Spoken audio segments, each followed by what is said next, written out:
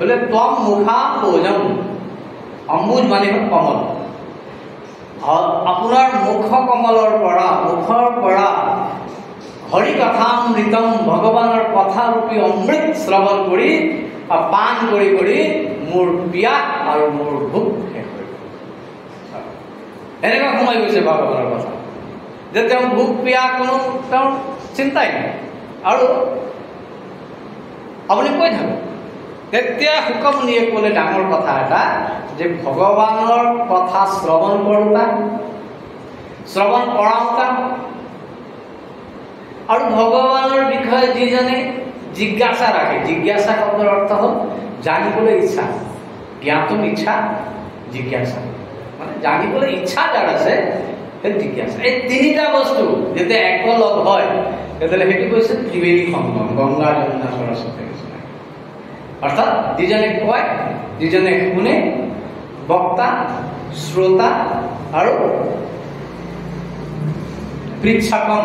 পৃচ্ছাকম মানে প্ৰশ্ন সোধা কিবা ডাউট আছে কিবা জানিবলৈ ইচ্ছা কৰে এই তিনিজনকে ইয়াতে তেওঁ বৰ্ণনা কৰিছে বক্তাৰম পৃচ্ছাকম শ্ৰোত্ৰী তৎপাদ সলিলম যথা पादा सलिलम यथा माने भगवान श्री कृष्ण शरणर सलिल माने जल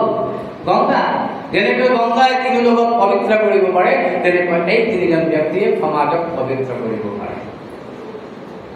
জানে শ্ৰোতা বক্তা আৰু পৃচ্ছাক তেওঁ বৰ্ণন কৰিলে বোলে কওকচোন আপুনি ভগৱান শ্ৰী কৃষ্ণৰ জন্মৰ কথা এতিয়া তেতিয়া ক'লে যে যেতিয়া দ্বাপৰ যুগৰ অন্তত সেই মথুৰা নগৰী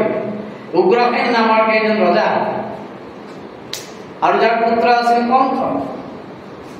আৰু অত্যন্ত অত্যাচাৰী এই বাহিৰত অত্যাচাৰ কৰিলে ঘৰতো অত্যাচাৰ ঘৰত কি অত্যাচাৰ বোলে নিজৰ দেউতাকে হাত ভৰি বান্ধি জেলত বন্ধ কৰি থৈ দিলে বোলে তুমি বুঢ়া কিমান খেকাখনত বহি থাকিবা বোলে মইহে ৰজা হ'ব লাগে এতিয়া তুমি বুঢ়াটো নমৰে ৰজাই হৈ থাকে মোক নিদিয়ে বুলি এইটো সিদ্ধান্ত কৰি ভালকে কথা পাতিটো কৰিব পাৰিলে হয় নাই সেইকাৰণে উগ্ৰসেন বুঢ়া মানুহজনক কলা মাৰি বন্ধ কৰি থৈ দিলে আৰু সি গ'ল ৰজা আৰু ৰজা হৈ অত্যাচাৰ কৰা আৰম্ভ তাৰ পিছত কি হয় যে দেৱতাসকলৰ ঋষি মুনিসকলৰ এই অত্যাচাৰ সহ্য নহয়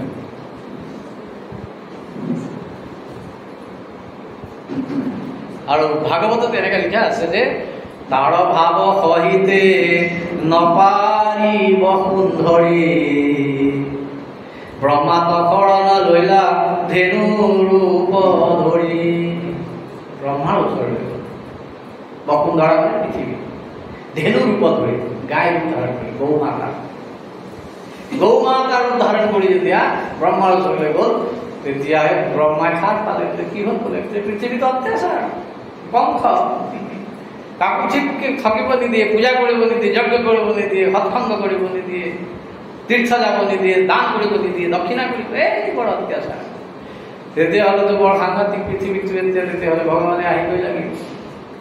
বোলা ভগৱানৰ ওচৰত যাম বুলি এতিয়া ক্ষীৰ সমুদ্ৰৰ ওচৰলৈ গৈ তেওঁলোকে পুৰুষ সূক্তৰ দ্বাৰা পুৰুষ সূক্ত মানে বেদ মন্ত্ৰৰে ভগৱানক আহ্বান सहस्रशीरेखा पूर्वा सहस्राक्ष सहस्रपात सबोमिगुं सर्वतस्मृत्वात्यतिष्ठदशानुलन्म पुरुषं एवेदगुं सर्वं यद्भूतं यच्चवाप्यं उतावृततशेषानो यदन्नेनातिरोहति एतावानस्य महिमा এইটো হ'ল বেদৰ পুৰুষ এতে লিখা আছে যে সম্পূৰ্ণ দেৱতাসকলে কি কৰিলে যে পুৰুষম পুৰুষ শক্তিনা উপস্থিতে সমাহিতা আচ্ছা পুৰুষ শব্দটো কেৱল পুৰুষৰ কাৰণে ব্যৱহাৰ নহয় দেই এইটো ৰাখব লাগে মানে মহিলা পুৰুষ বুলি কওঁ বেদ পুৰুষায় নমঃ বেদক ভগৱান বুলি কৈছে আৰু পুৰুষ শব্দৰ অৰ্থ হ'ল ভগৱান আৰু পুৰুষ শব্দৰ তাৎপৰ্য জানে নাই পুৰিষু শ্বেতে ইহ সহ পুৰুষ পুৰী মানে শৰীৰ এই গান এই শৰীৰৰ ভিতৰত যিজন অন্তৰ্নিহিত হৈ শুই আছে, প্ৰত্যেকটো জীৱৰ ভিতৰত শুই থকা এই বস্তুটোৰ নাম হ'ল পুৰুষ। পুৰিছো সেই বীজটো ভিতৰত, যাৰ কাৰণে আমি জীয়াই আছো। যেতিয়া সেইটো ওলাই যায়